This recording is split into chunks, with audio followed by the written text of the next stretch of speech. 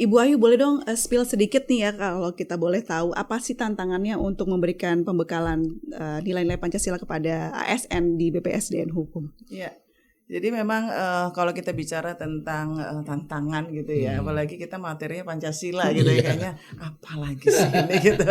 Kalau mungkin kita dulu mendapatkan pelajaran itu, tapi anak-anak sekarang mungkin SD, SMP, SMA mungkin sudah mulai sedikit mulai sekarang sedikit sekali sudah mulai dapat. Tapi paling lagi. tidak kita harus bisa melihat juga, kita harus bisa menyesuaikan dengan era mereka gitu ya.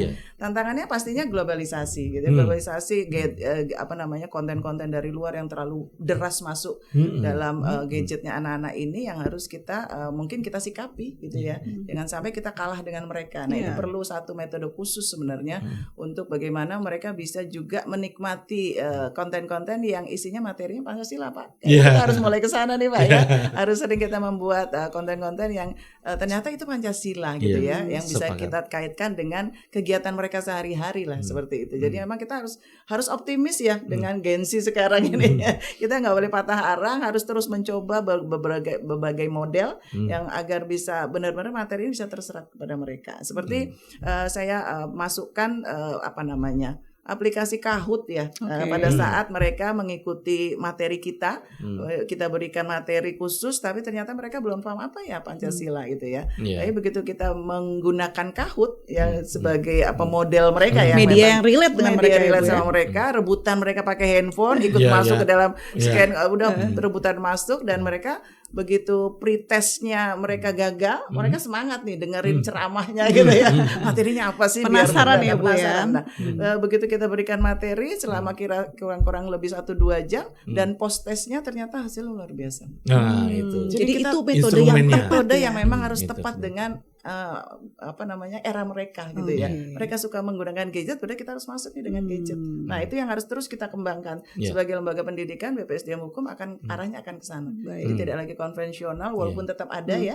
Karena kalau pelatihan kepemimpinan tetap harus klasikal. Tapi kalau untuk mereka kelihatannya kita harus mulai mengembangkan metode-metode digital lainnya agar bisa lebih cepat masuk, dan itu sedikit mengantisipasi tantangan global yang terus deras masuk ke Indonesia ya di dalam gadget. Untuk mendukung program yang sudah dijalankan oleh BPSDM Hukum ini, Pak Prakoso, apalagi bekal yang harus diberikan kepada ASN supaya ini mereka tetap bisa bertahan di tengah kritikan publik dan juga banyaknya hal-hal yang negatif begitu? Ya, ini memang ASN itu yang membedakan masyarakat umum dengan ASN. ASN itu warga negara Indonesia yang oleh karena SK atau keputusan Anda diangkat sebagai ASN.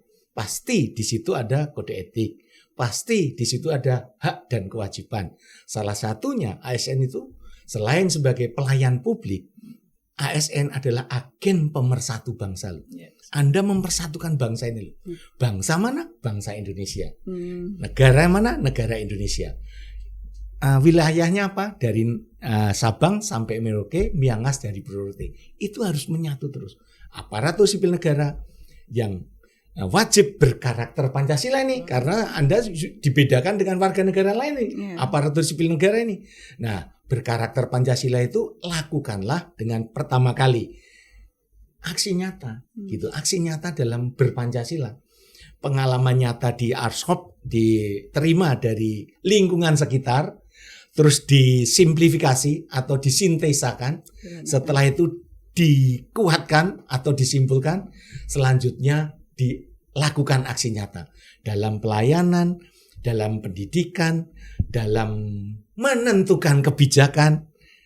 Manakala aparatur sipil negara berkedudukan tertentu dalam melakukan atau dapat mengeluarkan kebijakan, ingat dalam kebijakan itu ada filosofinya loh, filosofi atau batu uji kebijakan yang akan dikeluarkan aparatur sipil negara, yaitu dasarnya itu Pancasila.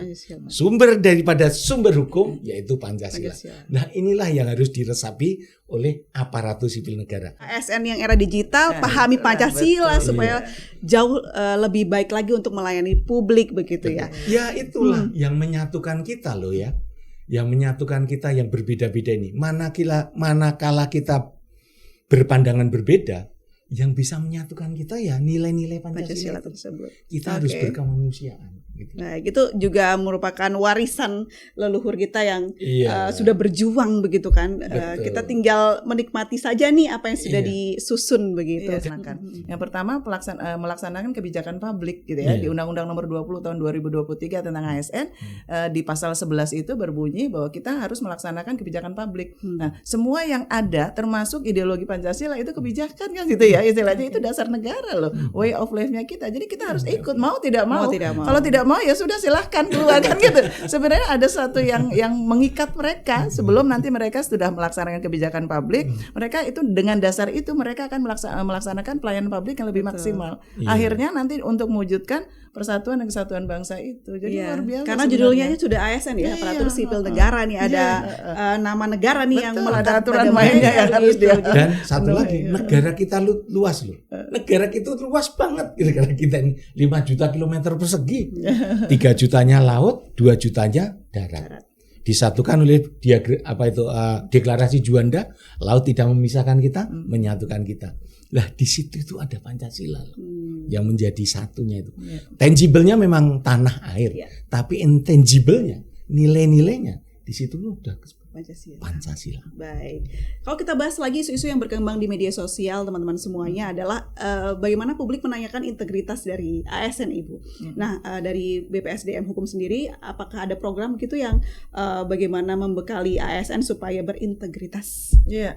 Baik, kalau dari sisi ASN kita bicara tentang ASN ya, khususnya mungkin di Kementerian Hukum, kita punya nilai-nilai yang sudah dicanangkan oleh pemerintah ya, khususnya Menpan RB dari Undang-Undang 20 2023 di pasal 3 dan 4-nya diturunkan menjadi surat edaran dari Menpan RB tentang nilai-nilai berakhlak. Itu sebenarnya sudah menjadi kunci ya. Selain berakhlak, kami di Kementerian Hukum juga punya nilai-nilai tersendiri, yaitu pasti profesional, akuntabel, sinergi, transparan dan inovatif. Termasuk kita kaitkan dengan berakhlak. Sebenarnya itu sudah nilai-nilai yang memang menuntut kita akhirnya kita harus berintegritas, mau tidak mau, suka tidak suka, karena nilai-nilai itu yang harus kita terapkan. Nah, kalau kita terus menggelorakan itu di setiap harinya, kita berharap sih sebenarnya kaitannya ya itulah Pancasila gitu ya. Betul. Nilai pasti berakhlak itulah Pancasila gitu. Jadi sebenarnya karakter Pancasila itu akan menempel pada setiap ASN kalau kita sudah melaksanakan nilai-nilai yang sudah dicanangkan. Sebenarnya semudah itu, tapi memang susah untuk dilaksanakan kalau kita tidak ada komitmen bersama. Makanya pada setiap Senin pagi kita apel bersama, terus kita gaungkan ya. Lalu setiap jam 10 pagi mendengarkan Pancasila, teks Pancasila dan Indonesia Raya itu harus kita laksanakan. Karena dengan terus menerus kita gaungkan, insya Allah ya kita berharap, kita optimis ya ke depannya Indonesia Emas itu bukan hal yang mustahil kita capai gitu ya. Itu. Tadi kita sudah bicara banyak soal bagaimana manfaat dari Pancasila ini untuk ASN. Nah, mungkin teman-teman juga penasaran apa jadinya kalau misalnya ASN tuh jauh dari Pancasila, dampak negatifnya apa begitu Pak? Boleh Pak Prakoso? Ya, ini dulu kita kan harus berdialog dengan zaman dulu. Itulah kita. Kita ini harus berdialog terus nih, literasi dengan dulu. Waktu era awal sebelum Indonesia merdeka itu mengapa kita nggak merdeka? Karena kita dipecah belah tuh dengan politik divide et impera. Jadi kita bergolongan-golongan, berkerajaan-kerajaan, bersuku-suku, dipecah belah lah oleh kolonial Belanda waktu itu. Nah, apakah kita juga mau dipecah belah lagi, terpolarisasi lagi di era digital ini? Karena pemecah belah itu kan punya ada misi untuk penguasaan. Nah, inilah ASN sebagai pemersatu bangsa, kita tolak itu, kita tangkal itu dengan konten-konten yang positif, bahwa persatuan itu memang harga Indonesia ini. Nah, ini harus kita kuatkan terus. Dan aparatur sipil negara ada di situ loh. Nah, inilah yang harus kita kuatkan, Mbak. Berarti ASN ini pahlawan zaman now ya, Bu? Ya, betul. Betul. Ini sebenarnya harus kita tekankan kepada mereka ya, supaya mereka ada rasa kalau gue ini pahlawan loh. Iya, gitu. memang betul. Memang menjadi PR kita bersama sebenarnya ya. Tinggal bagaimana kita punya komitmen bersama dengan para ASN yang khususnya di Kementerian Hukum ya. Karena ternyata di BPSDM Hukum ini tidak hanya menangani pengembangan sumber daya di Kementerian Hukum saja seperti saya bilang tadi. Di luar pun seperti kementerian lembaga yang ada di bidang hukum itu menjadi domainnya menjadi tugasnya BPSDM untuk memberikan pembinaan. Termasuk non ASN sebenarnya yang ada di bidang hukum, notaris, paralegal, lalu juga OBH.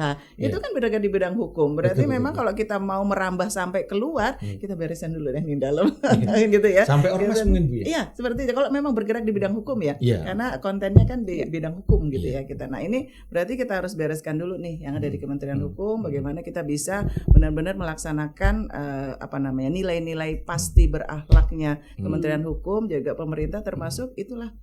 Karakter Pancasila yang akan keluar nanti hasilnya, outcome-nya itu adalah karakter Pancasila. Tadi Bu Ayu sudah singgung juga soal bagaimana nanti kita menuju Indonesia Emas di tahun 2045 begitu, dan pastinya nanti sekarang saja juga sudah digitalisasi sekali ya Bu ya, apalagi nanti di tahun 2045 kita berhadapan dengan globalisasi yang luar biasa. Nah ini ASN untuk mempersiapkan itu seperti apa? Pembekalan khusus apa yang diperlukan atau kemampuan khusus apa supaya ASN ini bisa bertahan bersaing di tengah globalisasi di tahun 2045. Iya. Jadi kalau di kami itu selain tugasnya untuk melaksanakan pengembangan sumber daya manusia, kami juga melaksanakan beberapa fungsi ya. Jadi sebelum kita memberikan pelatihan-pelatihan kepada mereka, kita akan melaksanakan uji kompetensi dulu. Sejauh mana potensi mereka, ya, di mana letaknya potensi mereka. Nah itu yang akan kita coba arahkan. Berarti mereka membutuhkan pelatihannya sesuai dengan kekurangan potensi itu. Ya, jadi kita berharap dengan kita memberikan pelatihan yang sesuai dengan potensi mereka, menempatkan mereka dengan jabatan yang sesuai dengan potensi mereka. Kita berharap mereka benar-benar menjadi seorang ASN yang profesional. Ya, kalau kita bicara tentang profesional itu berarti sudah melingkupi semuanya gitu ya, termasuk integritas ada di dalamnya. Nah, kita berharap semuanya arahnya akan ke sana gitu ya. Jadi memang kita perlu satu kebersamaan sih sebenarnya, komitmen yang panjang untuk melaksanakan itu secara bersama-sama. Makanya kita sebagai pimpinan juga harus mau turun ke bawah, melihat perkembangannya seperti apa, di bawah kendala-kendala seperti apa. Nah ini yang harus kita petakan ya. Makanya kami juga punya peta jalan untuk pelatihan dan pendidikan yang ada di BPSDM Hukum. Dengan arah itu kita bisa mulai melaksanakan proses bisnisnya sesuai dengan apa yang kita harapkan. Sampai nanti kita melahirkan ASN-ASN yang memang berkarakter Pancasila untuk mengisi Indonesia Emas di tahun 2045. Tidak hanya kita mengimplementasikan tentang Pancasila ya Pak ya, tapi juga harus punya hati juga begitu. Betul. Nah, seperti apa supaya ASN ini tetap punya hati humanis? Era digital itu cepat, ringkas, efisien, tapi juga sunyi loh. Nah, karena ya memang kita tidak berhubungan langsung dengan manusia, kita berhubungan langsung dengan mesin kan.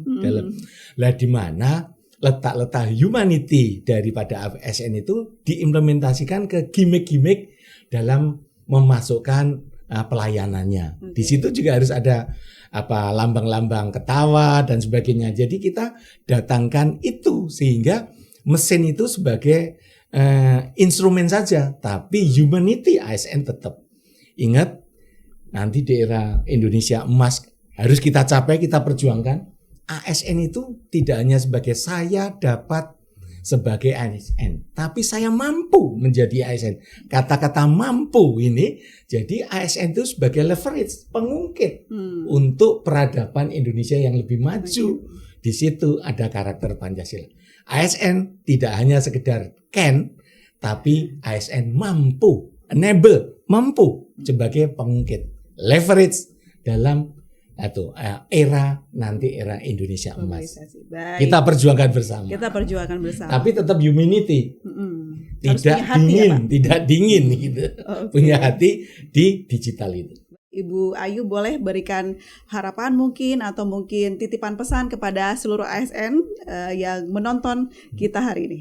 Jadi jangan lelah, harus terus belajar dan lihat sekeliling Anda seperti apa, dan memang nilai-nilai pasti berakhlak yang berdasarkan Pancasila itu yang akan meningkatkan kompetensi kita agar kita nanti lahir sebagai ASN yang berkarakter Pancasila, agar kita bisa memberikan kontribusi yang terbaik untuk negara dan bangsa, khususnya mewujudkan Indonesia Emas di tahun 2045.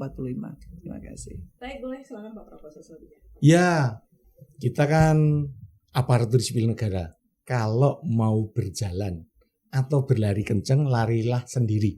Mau kencang, tapi kalau mau lari panjang, Indonesia emas, Indonesia raya, Indonesia abadi, lari panjang nih negara kita.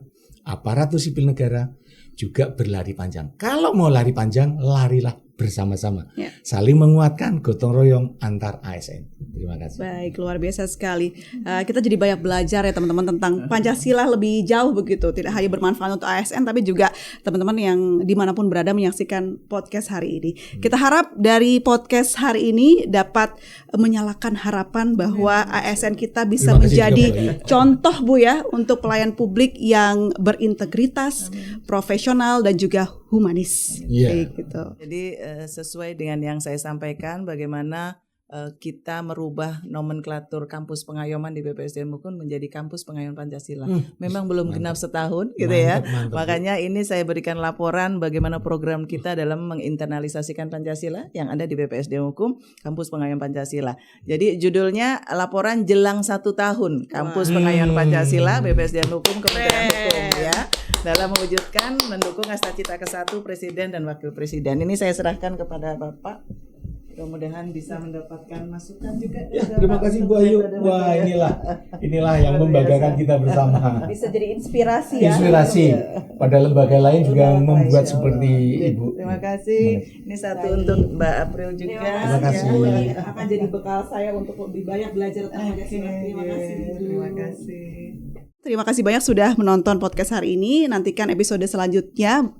Saya Aprilia Putri pamit. Sampai jumpa.